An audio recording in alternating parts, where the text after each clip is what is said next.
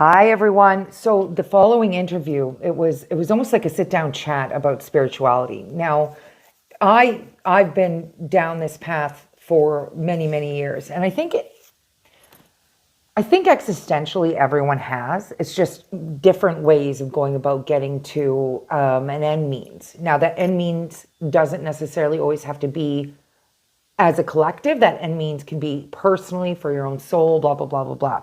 Long story short, I didn't expect to get half of the experiences that I got out of the interview you're about to watch. When we sat down and spoke about spirituality, I really didn't know too much about her. I had heard a couple of things, and she has some amazing spiritual experiences. Now, she was a businesswoman for years and recently has decided to put more of an emphasis in her life onto spirituality, understanding herself, understanding her own powers, her own intuition, and that connection to God, to Source. So it was a really interesting listen. It went on for about an hour and 20 minutes. I did cut it down to about an hour, but I'm pretty sure many people are going to connect because I do believe that there are a lot of people who are going through their own spiritual awakening. Even the ones who are awakened, there's always a new level to go to. And I find this one to be super encouraging. She's recently been putting more of an emphasis on that side of herself and trying to understand herself, her higher self, and God. And it's super interesting to hear some of her stories, her perspective. I throw a few things in there. I really didn't need to take the reins on this one, so I hope you guys enjoy. Hi, Vicky. It's so Hi. nice to meet you, and thank you for coming on. I'm thinking to do more of these kind of spiritual chats a little more often. And I know right now a lot of people have a lot of questions. There's a lot of different answers and ways to look at things. Through my experience and what I've been through, that's what I'm bringing to the table. Through what I know, what the information I've been receiving. And so I think this is going to be illuminating for a lot of people who are kind of going through their own spiritual awakening. So again, thank you for coming on. Thank you. Thank you for having me. So I just wanted to ask you, when did you kind of really start on your spiritual journey? So I just kind of looking back, I throughout my childhood have had several instances where, I would see something that nobody else would see or feel very very in tune to feeling things like in nature and stuff like that. Nature's always kind of been this magical place for me. I feel very grounded when I'm there. I feel very in tune and happy. And it's kind of one of those things that now that I'm back into nature a little bit, because, as you grow and you start with your career and everything, you kind of do what you have to do and, raise your family and that sort of thing. But now I'm spending a lot more time in nature. And it's becoming that place again for me, that very quiet, um, kind of connecting, I guess, maybe.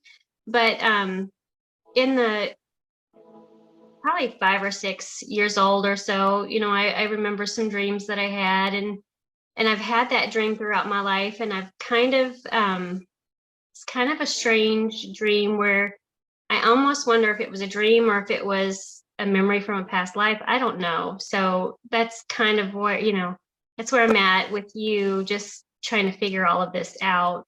Um, and move forward with some kind of direction instead of spinning and spiraling and reading, and then and I read something else or I watch a podcast, that sort of thing. Yeah. And everybody has kind of the same information, just a different take on why things are happening the way that they are, kind of thing. Yeah. So I would say throughout my childhood, I think things really turned around for me about 7 years ago. My mom passed away. And it was a really hard, my dad passed away 12 years ago, 13 actually this month. Um, and so that one, I wasn't really very close to him. I had to have a conversation with him. I told him, I said, the cancer's back. We're at the hospital, and he kind of just thought, well, I just fell and bumped my head and they're going to check me out and they're going to send me home. And that wasn't the case. And so having that conversation with him and watching him die for 8 days really kind of opened me up to that spiritual part, like, who is God and why do these things happen and that sort of thing. But then I made peace with it. When my mom passed away, though, and my mom and I were very, like, I wanted her to want me, I wanted her to love me, and she just couldn't love me in the way that I thought I needed. Um, so when she passed away, and I made the effort to make her comfortable and give her the experience of dying, a peaceful death in the hospital with all of her family around. We played music, we laughed, we talked, that sort of thing. And so with that, though, I feel like I was kind of pushed into some sort of knowing. Like, then I started knowing, like, I knew right before she passed that she was going to pass. And I don't know really why or how. It's not like I saw anything. It's not like somebody spoke to me. I just kind of knew that this was her final moments. And my children stepped out of the room, and within 5 minutes of them stepping out into the hallway and getting ready to go downstairs, she passed away. And so I just kind of knew, but from then on, it's been one thing after another, just knowing, like, of an accident. So we were at dinner at the lake with my husband and a couple that we're friends with. And it was his birthday, and we were out for dinner. We were having some drinks. And this weird feeling just kind of came over me.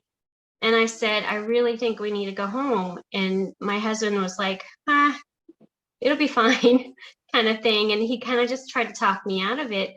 And there was no talking me out of it. I was very adamant I was going home. Something was wrong with my family. And I knew that there was something wrong with a kid. I just didn't know which kid. And I have 5. And at that point, three of them were married. One of them had children. So I had 3 grandchildren at that point. But I knew something was wrong. And so when we got in the car and we're driving home and everything, the feeling just kept getting stronger and stronger, to the point that I really felt like I was almost watching myself go through this. And then we pulled up on my road. It's about 45-minute drive. We pulled up on my road and we were going across the highway onto the gravel road where we live. And there was an ambulance. And I looked at my husband and I said, that ambulance is for a kid. I said, I don't know what kid. I said, but that ambulance is for a kid. And I just kept saying that, like I knew.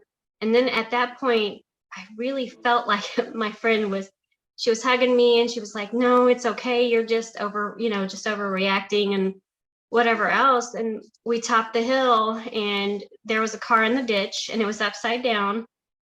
So you couldn't see. And my husband's like, just let me check it out. It'll be okay. And then lo and behold, a few seconds later, I get out of the car and I'm running across the road and up into the road ditch. And I see my son and my nephew. And then I look on the ground and there's my other son. So he's on so he's on a stretcher. Nobody knows anything because it had just happened. So before this, I don't know exactly what happened, but there had to have been something that they were doing that told me that they were in danger. And then, he hit the windshield so hard when, because he wasn't buckled in and he was in the back seat. The other 2 had airbags, and he hit with such force that it actually shattered one of his vertebrae. And so he was, in shock. He was shaking. He was crying. There was blood everywhere.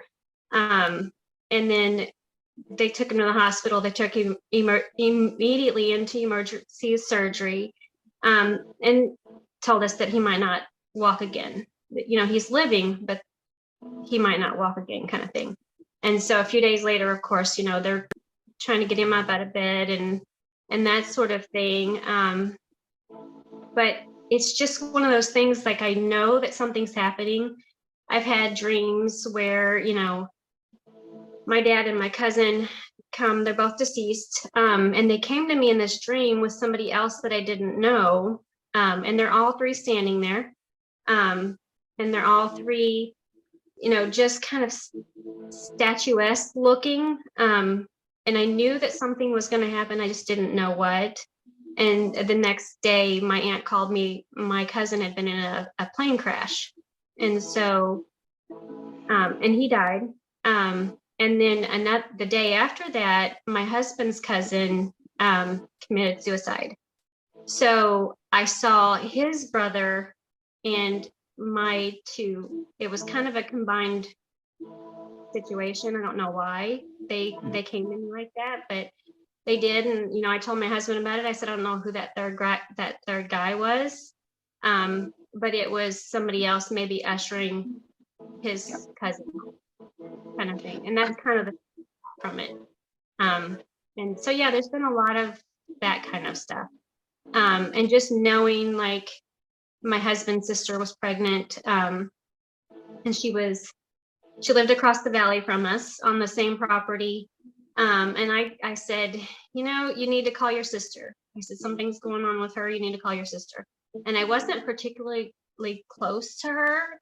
We didn't fight or hate each other or anything like that. I just wasn't extremely close to her, and he said, oh, I will, after work, I'll touch base and, kind of see how she's doing. I said, no, you need to call her now. And she was pregnant, just probably really close to being due within a month or so. I said, you really need to call your sister. And he finally did. And when he called her, he said she had just fell in the bathtub and broke 3 ribs. So she broke 3 ribs and put herself into labor. And so then, yeah, that kind of stuff. Gosh, and there's the day that my grandpa died. I saw him in the chair as I'm walking through to get my kids up for school. Out of the corner of my eye, I just saw him sitting in my blue recliner against the corner, and he was holding a baby. And immediately I knew that was my baby. He was holding my baby. And I turned around and I looked, and of course, there was nobody there. And so I just kind of let it go. Like, I didn't really know what to think of it, I guess. And then I got to work, and I don't know, 30 minutes later, my husband called and said, your grandpa passed away. And so it's just, there's lots of those instances that happen all the time around me. Were you conscious? Were you aware that what was going on within you, like, since you were younger, or have you kind of been pushing it away, or what? Have you embraced it? No, when I was younger, that was the 70s and the 80s. So this was considered kind of almost witchcraft. Like, yeah. If you acknowledged it, then you were acknowledging some sort of occult or, that sort of thing. And so my grandmother was a Native American, in the, I don't know what tribe it was, and I would really like to find out, to be honest. So she was Native American, she was a healer, and she read tea leaves. And she did all of this very secretly because, if it got out, it's kind of one of those things where, no, they're not going to burn you at the stake, but you're probably not going to be welcomed at, family events and that sort of thing. So I'm surprised how it's getting a little bit better now. I mean, even 10 years ago, I was more hesitant to do readings and such like that, just because it was almost like an underground witchcraft thing. If you said that, people were like, you're killing cats and sacrificing babies or whatever the case may be. And it's just so not that way. It's like a disconnect from who we truly are. And I think a lot of people, like, you're highly, highly intuitive, but just based off of the things that you've told me. So I love the fact that you're kind of coming around now to going, okay, what do I do with this? Or what is the story behind it? It's kind of coming out to me that you kind of know already. You've seen your guardian angels, you've seen the loved ones that you've had.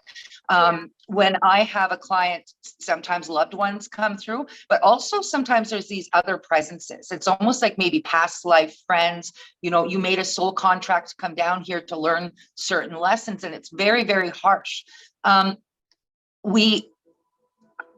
aren't going to be moving forward. This is a bold statement, but we're going to have more of a memory of our past lives moving forward. There's been some changes in the universe, let's just put it that way. But we don't have any memories of what has happened before. And that can be hindering to progression. But the greatest, the worst thing about it is people will hide it and not go off their intuition. So making daily life decisions, being around people who they know that they can't trust, they brush those feelings off and don't realize that that is what we are created to do. There's higher densities and there's lower densities. We can get into all that kind of stuff, but moving forward, just mainly coming back to you with some of the experiences that you've had, have you gotten into figuring out a way to harness your abilities? Like, do you do any tarot readings? Do you do, or do you use it just on a daily basis? No. So meditation, and I've kind of pushed meditation back just a little bit, just because after meditation, and I kind of got into some deep meditation where it's very relaxing. And it's great because that highly stressful job that, you have and everything, it helps with that. But then, comes the headache and the pulsing in my head, and that has subsided a little bit, but not a lot. Like, it was really bad at one point, and I didn't know if I was doing everything correctly, if I was taking the steps in the right direction. You know what I mean? So there were some headaches, just some vertigo, some, I don't even know what to call it, but there was some peripheral type stuff going on, like some ripples maybe, and some sparking. And I know some of them were guardian angels or archangels or something. With my aunt that just passed, and we've been kind of talking a little bit. My aunt passed away, and I knew when I visited her, I said, we're probably not going to go out for chicken, because that was her favorite meal. She wanted, chicken, mashed potatoes, gravy, that sort of thing. So I said, we're just going to take the time that we have here, and we're going to kind of go with it. And we did. And she just kind of was telling everybody, this is my namesake. I'm glad she came to see me, that sort of thing. And I'm named after her. But knowing that she was going to pass before she passed, was hard on me, hard on the conversations that I had with the family, just because a lot of family members, they want to hold on, and you can't say that's really selfish, let them go. You don't die, you go on living just without a physical body, kind of thing. But you can't say that because you're in a hospital filled with 30, 40 people, and you're the one person that, or maybe there's another one that's not admitting it either. You know what I mean? Yeah. So the conversation was,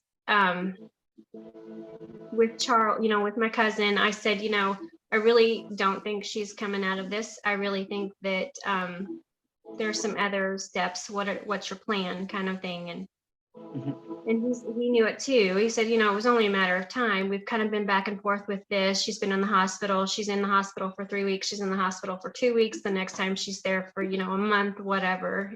He said, so this has kind of been my road.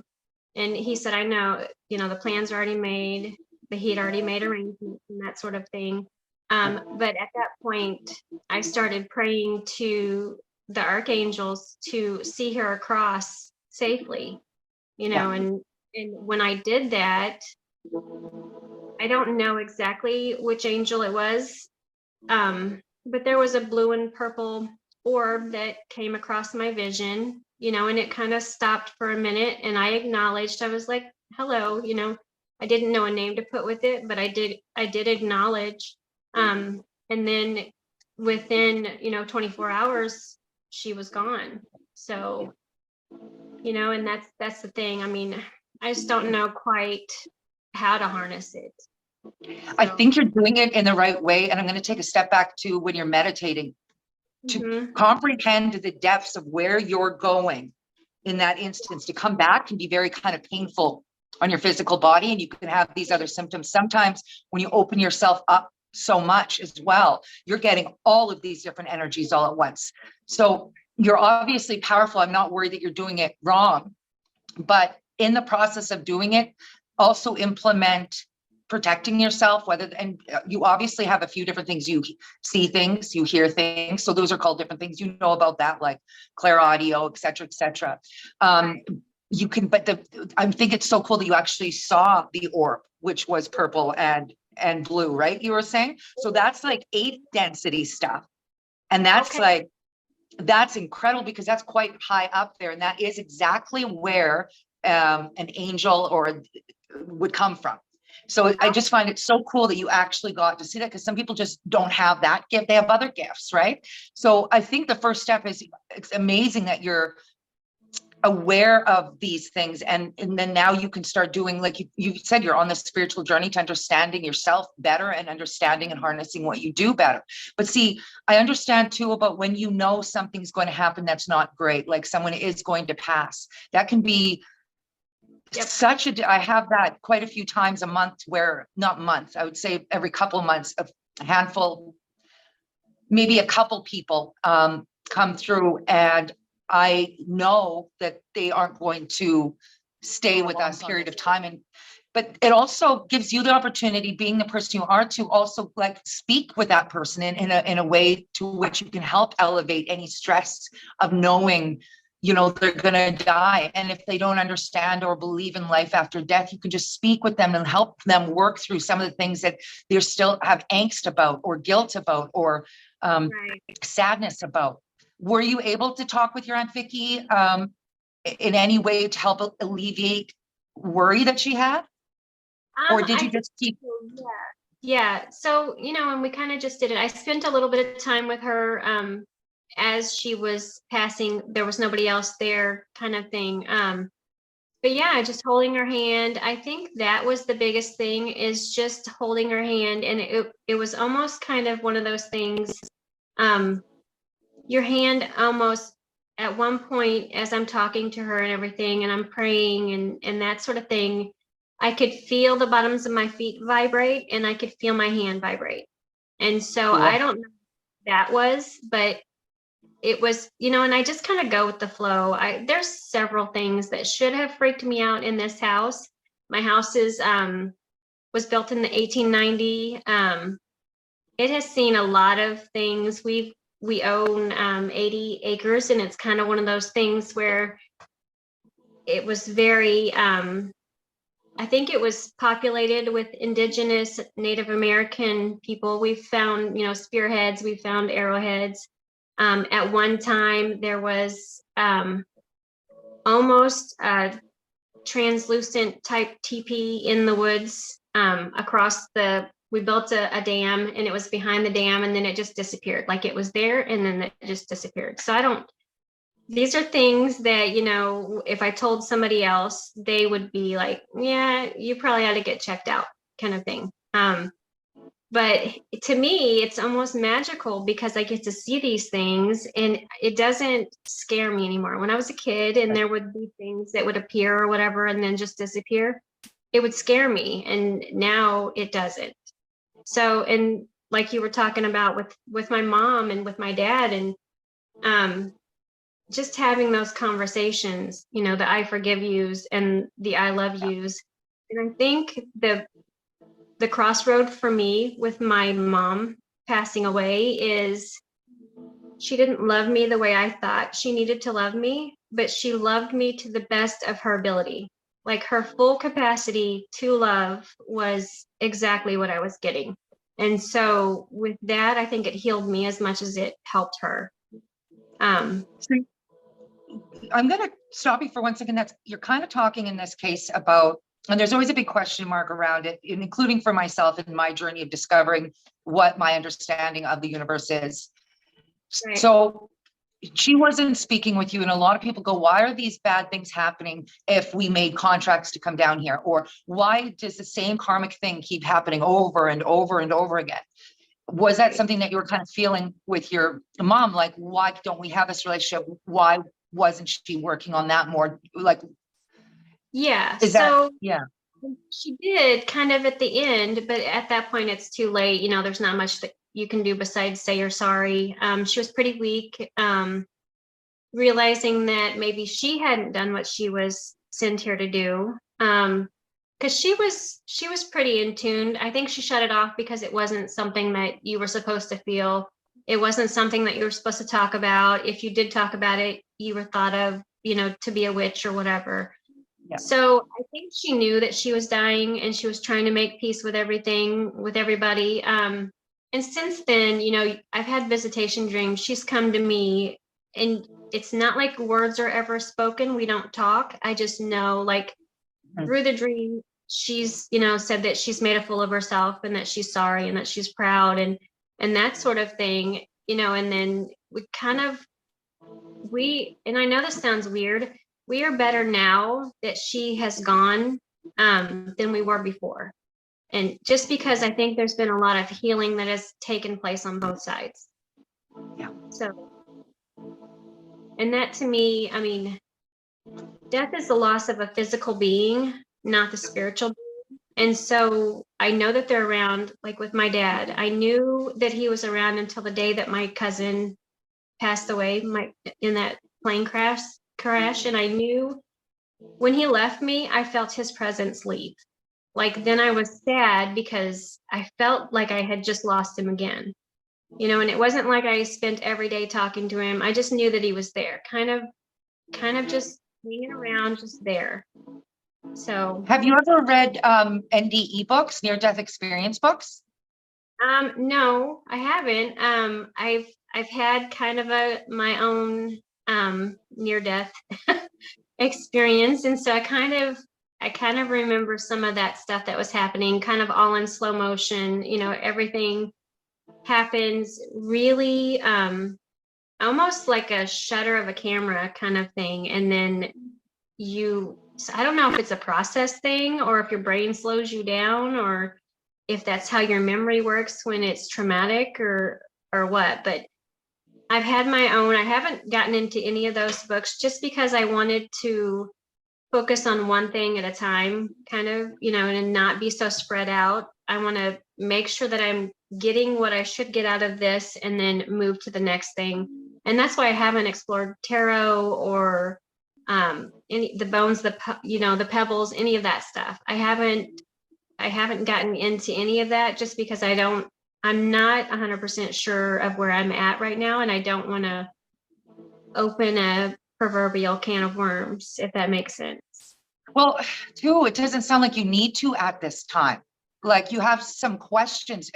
A lot of people use that to get closer to their higher selves, their higher intuition. And it seems like you've gotten there. Like you already are able to process information that isn't necessarily visible to the naked eye. Or what questions would you have? And we can talk about what I think about them, and I want to hear what you think about them. I just think that I think a lot of times I dismiss it as something like, oh, okay, whatever, So the other day, it's been a few weeks now. My husband and I always wake up on the weekends and we just kind of lay in bed and we talk, and that's kind of our time. So we're rolling around and we're laying in bed and we're just talking and stuff like that, laughing, a lot of laughter. And so I rolled over to get out of my bed, and there was an Indian chief standing to the side of my bed. He was pretty pristine, had braids in his hair, really pretty beadwork on the front of him. There was, I don't know, a piece of leather or something, really pretty beadwork. I just kind of wonder, he didn't have a smile on his face. He wasn't grimacing, but he was just kind of stoic, just standing there, never said anything. I didn't feel a whole lot because at that point I wasn't really in tune to him. I was more in tune to my husband. So I kind of rolled over and I was like, oh, hey, and rolled back over. That should have freaked me out. Like, there should have been something that in my mind would have flipped and been like, there's a guy standing in your bedroom, because why would that be okay? Yeah. You didn't why- feel, like you said, you didn't feel threatened or anything though, right? No. And you're used to experiencing these things. Like, I have very similar stories to yours, not exactly the same in any way, but I understand how you feel. And it's funny how kind of nonchalant, oh, okay, that there's a lady in a white dress that likes to walk through the yard, right? Or we're sitting on a property that my husband's grandparents lived on, and he'll do jokes, and he was always a funny guy, and I can feel him come through me, and he'll say funny things, knock on the window. So all these things happen, and we don't get scared. And that's actually wonderful that you're not scared, because I get so sad to hear of people experiencing these things. And you would know if it's a dangerous thing. Like, I bet you do have some stories where you went into a place that was a negative. I think that's great, because so many people just push aside these feelings instead of trying to look deeper into them. And you being as highly intuitive as you are, I think it's beautiful that you're experiencing these things. That could have been anything from just like almost, he might not have even consciously known that you saw him. Maybe I was just watching, appreciating the frequency, especially if you guys were high frequency. You're not going to see a low frequency being there, right? No, they were No. very, yeah, that was definitely one of those things that it had to have been some, because we were having a great time just rolling around and laughing and that sort of thing. And yeah, I definitely didn't feel any kind of negative vibe or anything. I have on this Yeah. property. I mean, I've walked through some space that, you know, I'm like, whoa, okay. You could be also walking through like a memory too, right? Or that area has a dark energy and that dark essence there, and you're catching ripples of things. I went over to a friend's house. She just moved into a house, and I went, have you been downstairs? It was just one of those old houses with just like that, the dirt, and it was just almost like just a little dirt hole stairs. I can't remember what it's called at the moment. She goes, no, I haven't even made it downstairs. She has a difficult time walking, so it wasn't a big deal for her to go check it out. I'm like, you got to go down there. Something bad's down there. She goes, well, can you go? Okay. Not afraid though. And when you get to like where you're like, you won't be afraid. Like when I have to go do house cleansings or there's a bad entity there, because what you can do now is start training yourself how to protect yourself.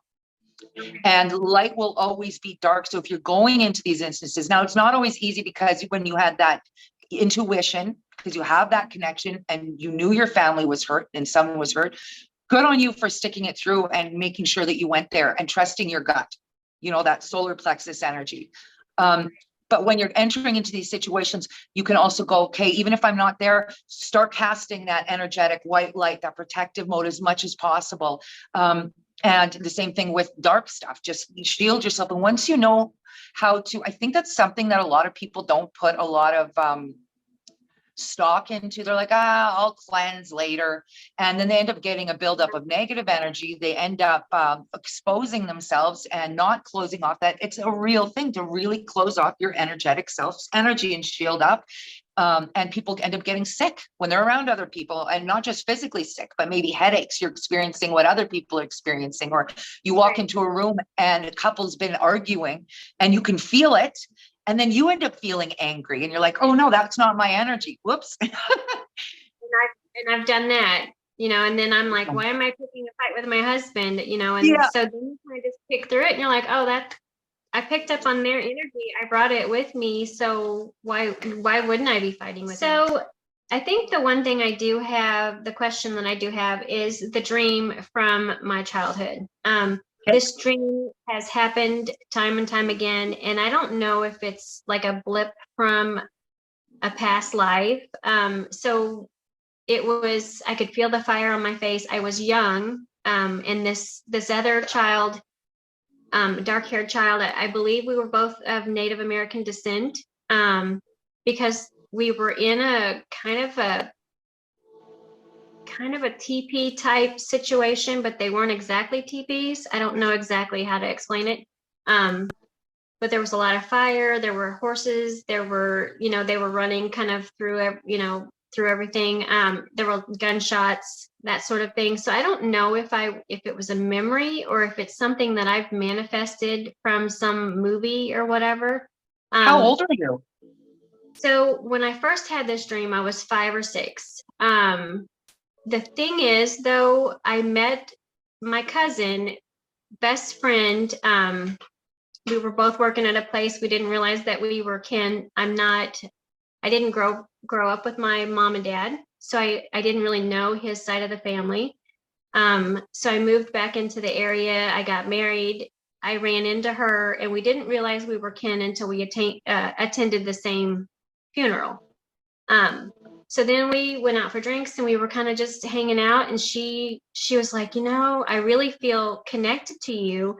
And there's this weird connection to her that I can't, like, as much as I try to break it, as much as she tries to break it. We've had some falling outs and stuff like that. We always come back. It's a weird, like, sister vibe. We always come back to this. And she's had kind of a similar dream. So I don't know if that's a connection, if we were a soul family type, you know what I mean? So, and that's kind of the question that I've gotten written down here. Is there, like, who do you know your soul family on this side? Do you run into them and automatically know that there's a connection? From what I've experienced, from the research I've done, and I've done quite a bit of research into not only life after death, but like karmic cycles, reincarnation. And from my experiences personally, also with clients, my own self and my personal experience and my memories of previous lives, people, before they come down to earth, they have their family, they have their friends, they have their connections, and they come down here. This is a harsh reality. We're on the first, second, and third density dimension. And the lessons down here, but also at the same time, you get delicious food. Everything's in the stream. You get great food, sex, sorrow. Everything is very tangible, touchable. And you come down here to learn certain things. So the previous time that you, and probably this friend, soul sister, this kindred spirit of yours, probably came down here, and you just innately can feel each other's connections. Maybe you even said, well, let's still be a part of each other's lives. I have my stuff I have to go through and learn, and you have your stuff you have to go through and learn. With that dream, and you guys having gone and done this for maybe a few lifetimes, it doesn't quite sound like a dream. They stay around the ages like 7 or 8. Some say 6, some say 4, but I know it doesn't cut off at 4, because I'm observing my own son right now doing things that he shouldn't even know how to do. Like we don't watch shooting shows. And ever since he was just tiny, he would take sticks and go, and I'm like, he's a baby. How is he knowing how to do that? Because of the age of that. And I have another question after this. I'm thinking that was how you possibly died in a past life, or something that kind of is stuck with you, and it's your higher self almost going, remember, and you're picking up on it. Now, does that place change when you're in that place? Does the dream ever change? No. So you kind of see it. I can span more, like I can see more if I try to see more, because I've had some lucid dreams, and that's just kind of been something that has happened recently. Like I can actually control if I want to look a certain way, or if I want to do a certain thing in this dream. I can kind of control it a little bit, so I can kind of span over. But no, she's on this like board type stretcher thing. I'm holding her hand. We're both crying. I remember dirt on our face, like tears. But there were both of us were about the same age. We were both wearing kind of this little white torn nightgown type thing. But yeah, it's a very strange dream to keep having, and then once in a while a flash of it or whatever, I'll see a painting of 2 little girls, and it almost like goes straight to my soul. I don't know how to explain that. Like that's so cool. Some people pay like a hypnotherapist to try to see some of their past life. And so that's very lucky. I think that's not lucky, but I'm happy for you that you get to see those kind of things. Not all dreams are memories of past lives. Like if you said last night, I just had this crazy dream, you kind of want to take a look at what were the colors, what were the objects, and you can always do like a dream analysis. But it sounds like in your case, that's actually a memory. I've heard of kids who are tiny being like, oh, I was born in Chicago and I died in an airplane. My name was Bob Smith or whatever. And they can go look it up and it's the exact same time. So having that dream from 5 and then still remember 5 or 6 or even 7, whatever the case may be, and still remembering that, I think that it's good that you're following your gut to really start looking into things a little more in depthly. And I'm hoping that you're finding ways to kind of use it to keep growing. So don't be so stuck on the exact, why exactly does this happen? Why it's because, I think anyone can have theories about death or have theories about past lives, but it's all us, a collective, just talking about our experiences, and our experiences are all so different and in our own kind of matrix. So, unless I was talking straight with God, source, and I was like, hey, God, so what's up with this? Or I get to that place where I am able to have that higher understanding. Make sure you don't lose yourself too much but of course, still keep going after. I mean, I'm guilty of that myself. Right. But losing yourself so much in whys and trusting more, not hows, trusting more in whys. Why is this happening? Why? What can I do with this? How can I protect myself? How can I protect others? I'm loving hearing this because so many people don't do experience the same things as you do and are too afraid to talk about it. Well, I'm Wow. past the point of everybody thinking I'm crazy just because, Oh, yeah. I kind of don't Yeah. care anymore. Like, I know this is real. I feel that it's real. There was a time that I was like, okay, am I actually seeing this, or am I imagining this kind of thing? And so there was that time that kind of that self-denial, and you pack it away and you don't really pay attention to it. So that was most of my 20s and a lot of my 30s, because it just wasn't a comfortable thing for me to see or be a part of, and I had more important things. I was raising kids and I had a career, and I just didn't have a whole lot of time to try to cultivate something that seemed like it was going to take a lot from me. And then you get into a point where now the kids are grown. I don't really feel like I have a choice at this point. Like, I feel like dead end, my career kind of hit a stagnant piece where, okay, I've been there, done this. The ripples to the side, like when I'm meditating and I come out of the meditation, I'll see something. And a lot of times it happens in the mornings when I'm waking up and I'm just kind of laying there, just trying to remember everything that happened that night.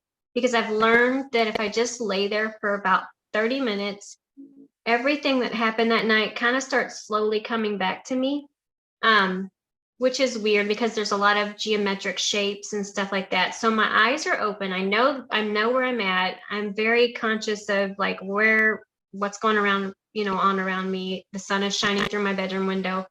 But then I start seeing, I wake up and I see like geometric shapes kind of up, in my field of vision, just above my field of vision, like where I'm looking direct, but it's just above it.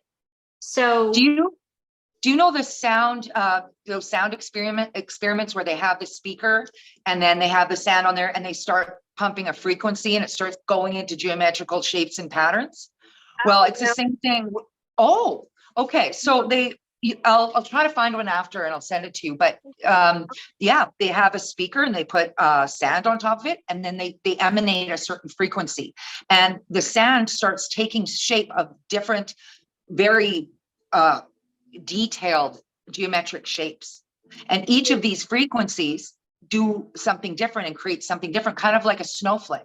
So even with yourself and your aura and your space, your aura, what you're emanating, when you're seeing that ripple, imagine you're emanating a ripple in a pond and you're seeing someone else's ripple, or like a rock is thrown in the pond and it starts intertangling with your ripple, right? So to be seeing that is really cool. I do understand that. For instance, I can't drive for too long of periods because end up zoning and there's so much I'm processing, I end up getting a headache. I don't know, is that something you experience too? It is. So, and it just getting, just distracted. So the other day, and I know that I have protection around me. And I can't really explain this except for there's been times where I've hauled horses and stuff like that, hit an icy patch on a road, and then I'm just sideways on this highway. There's no way I should have survived that. There's no way that I should have come out of that without some sort of fender bender or off in a road ditch or something like that. There was somebody else driving that car. I know it, and then the other day I was distracted and I look up and there's a truck right in front of me, and I don't know how it happened, but I managed to swerve around him and get around him without even tire, no skid marks, nothing, just aversion. And I don't know how it happened, to be honest with you. And so, yeah, that's kind of one of those things. So meditating, and I've noticed that when I'm using the sound baths and stuff like that, that's when I see a lot more geometric shapes in my field of vision. I see a lot more ripples. I see a lot more of the, fireworky type sparkles, like those sparkles in my, in my lower field of vision or whatever. And then at one point there was this really beautiful blue type rippling material, but it went on forever. And so I'm not sure what that was either. I just thought it's just a neat phenomenon to be able to be a part of, and so I don't try to explain it away. I just let it happen and kind of put it back in my memory, like, okay, that happened. I've seen staircases before. Gosh, what else have I seen? Oh, the spinning geometric shape, kind of like a clock, coming at me, a spiral clock coming at me, and it didn't scare me or anything. I've seen other people were like, on these discussion pages that they were really scared about it. It doesn't scare me for whatever reason, and I don't really know why I'm not scared. It just doesn't scare me, and so I just don't know what it all means. And that's kind of why I'm talking to you today, because there's a lot of stuff that, and I'm sure there's a lot of. Go ahead. So you see this shape here. You might not be able to. This it's like a kind of like a geometric shape. I'm not going to explain right now because we'd be here for 3 hours. Right. But I find that like something that really kind of helped me understand. A lot of times people go, there's science and then there's spirituality, and you'd be surprised how much the two actually link. I feel that. Yeah. And just because 100 years ago, me talking with you right now, this would have been witchcraft, magic. This is magic, but it's actually just science. So I think spirituality is a science. A lot of people need to kind of go back to base roots and like that sound thing on the speaker, and how the actual vibration makes things go into different geometric shapes. So all of these base sciences will give you kind of like, once you understand a little bit about it, you will literally walk around. You've literally visualized you have this shield around you, or whatever the case may be, whatever you need to do, pick up on other people's energies, but filter it. And you'll literally kind of see it around you. And when you kind of push out the energy where you want, say, attention, like you need someone to look at you, you can just do that. And you're literally imagining the things that you've seen, and the person will turn their head and look at you. So once you have that confidence in the science spirituality, it will be so much easier, and you'll actually start manifesting things like crazy, which I think is a really cool thing to do. Yeah. Okay. So just keep meditating and that's what. Meditating is a good place to go to calm yourself, to balance your chakras. I think lucid dreaming is a good experience of like getting out of your body and going to see different things and just practicing with your energies, and same with dream state. But I think a lot of people put too much onto just meditation. I mean, that's good to center yourself and to clear your mind so you can receive more stuff, but actually practicing your own energy and actually doing little experiments on the daily, like write it down, visualize it, know it's going to happen. And as soon as you do, it's like you pull the trigger. Don't give it direction on how it needs to happen, when it needs exactly, just in maybe a small time frame, like within a week, Joe from high school is gonna contact me, or he'll message me on Facebook, whatever the case may be. And once you start playing with this, you'll end up being able to do it and fine tune it to a point where things get crazy, and it's really awesome. But always remember, don't force nothing on anyone else's will. So Right. if never out of negative intention, because you putting out that frequency, it's just not good. No. And make sure it's a higher self wanting. Like, I mean, we all want $1 billion, but like something that feeds your soul a little bit better, because you're going to find that with that light, as opposed to that dark emanating through and pulsing like that, it's going to start sending out these waves, and you're going to start receiving that, and you want it to always bring you higher, because you don't want to have to come back and live 50,000 more lives having the same lessons over and over. Like I noticed for myself, I keep experiencing the same thing, and it's very negative. And as I've grown older, I'm like, oh, it's because I needed to change. You know, people go after the same people in relationships, or they keep experiencing the same thing. And they're like, why does this always keep happening to me? And that's the point to which you can go, hey, stop for a second, really self-analyze, and figure a new way to project yourself or to internalize things. And I think that's going to be helpful. You've got so many amazing gifts. I'm like so excited for you. And I want to see you. I want to. So the last time we talked, I kind of talked a little bit about soul path and stuff like that. So just kind of doing my own exploration. You know, the thing, your soul is going to kind of come back to you. It's going to be the stuff, the thing that you enjoy the most is going to be kind of where you should be. Like, I'm a helper. I know I'm a helper. I give advice, and I'm telling you, there's times that stuff comes out of my mouth and it is so profound. There's no way it came from me. Like, everybody's like, where did you get that? I'm like, I don't know. I don't know where it came from.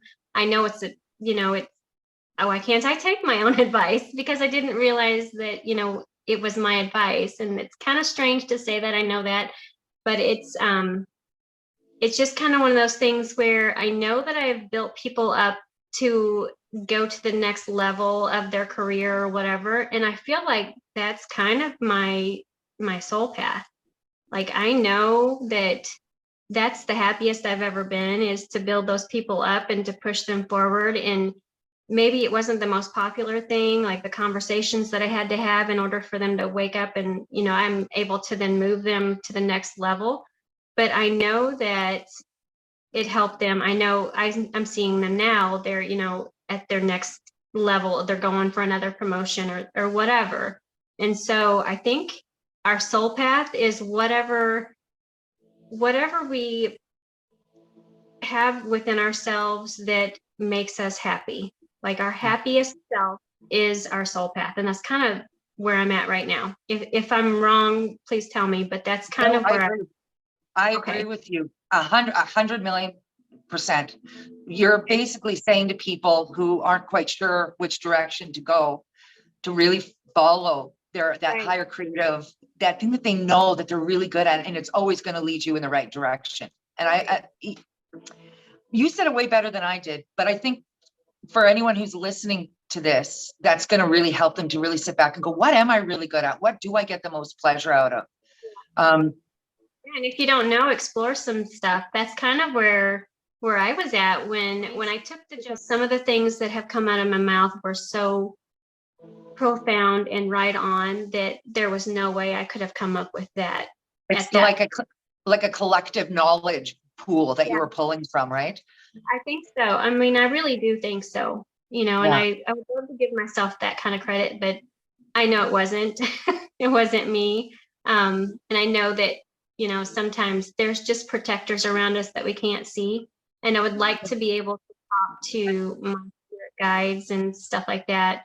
And so that was my next question, is that spirit guide, those protectors that are around you, how do you communicate with them? How do I? Yeah. How do you? I really mentally just talk to them. And I think your answer that you're going to have for this is going to be the right way too. So for anyone in this spot right now where they're wondering, how can I communicate? Really just talk with them. Ask for some signs. acknowledge their presence there. Ask to come through a dream, because sometimes it's easier because your own mind is so busy. You sometimes don't allow that space until you're sleeping. So if anyone's wondering, that's how I even started doing it. I started getting visited quite a bit, and then warnings about things and guidance over things. And it's not a normal dream. And for anyone else too, like yourself, you and I know we've had these weird dreams, that it's not just a dream. Like, it's just, it's not just a dream. That's really good ways. What do you think?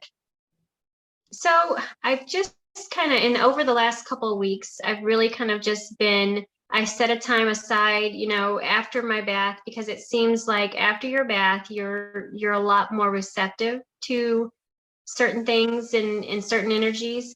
And so after my bath, I just have a conversation. I pray for protection for myself and my family, from God. And then I start talking, if I need to pray to an archangel for extended protection. And there was a situation where there was an energy on our property that was spooking and stealing some energy, and it had gotten a little violent, knocking things around. My daughter said she could not hear it scream at her, but she could feel it in her chest scream at her, over some Christian music that she was hearing and that sort of thing. So at that point, you call on an archangel, because that's the only weapon you have against some, energy like that. So that's what we did. We prayed, we did we saged, we did the things that we were supposed to do here, but then it was, Archangel Michael, and we said the whole prayer. I've got it written down, just because if it happened once, it's going to happen again, especially if you're opening yourself up to these things. Yeah. So yeah, I think I have a conversation every night after my bath. I pray for myself and my family and anybody on my prayer list, anybody that I, commented on Facebook prayers or whatever. I add them, because you can't just comment on somebody's post and say, prayers, love, light, whatever to you, and then not actually, push some light toward them or pray for them or whatever. And You have so to mean it. Yeah. you have to actually do it. Yeah. So that's the time that I put those prayers in, relaxing and trying to get ready for bed. And that's kind of the last conversation of the evening, is talking to God and talking to the, your guide. And so I kind of noticed now that over the last couple of weeks, there's been little signs, or I'll ask for a sign and I'll see a truck, with a name on it or whatever. So it's kind of comical, a little subtle. It's not like a big slap in the face. They're very subtle little signs, but you have to be open enough to receive them, I think for a while I wasn't seeing them. So I hope that all makes sense. Where are you going? It all makes sense. This is going to be so helpful to see two people and have this dialogue openly about this. For all those other people who are going to be commenting, going, I've experienced this too, and this and this. This is where we need to be to raise ourselves, to a better world, having a better world. Where do you see yourself going with this? What do you want out of your life next? So I don't know. I love helping people. I think if I could get to a point that, maybe not psychic medium type situation, maybe not that, maybe to the point of, just knowing that somebody needs help and just kind of coaching them through it. Maybe that's where I'm going to be best at, on the side of the living, just feeling what they're doing, because I can feel the energy of somebody when they walk in the room. You can read it or I can read it pretty easily, and just knowing and helping my family, helping the people that I run into, maybe not soliciting, people at Walmart or anything like that, but just those conversations that are helpful, or, maybe some insight that they didn't think about, or a, objective mind Maybe that's what it is. We need, all of us need, like, we need millions and millions of people to start doing this. That's when we're going to see it. Not one person who does say as a medium is special. It's it's all of us realizing that every grain in the sand needs to be like, not needs to, or it's going to benefit from helping each other out, loving each other and helping build each other up. And we each have something we're good at that can help other You people. just need to take some time and just figure out from here what's going to make you happy.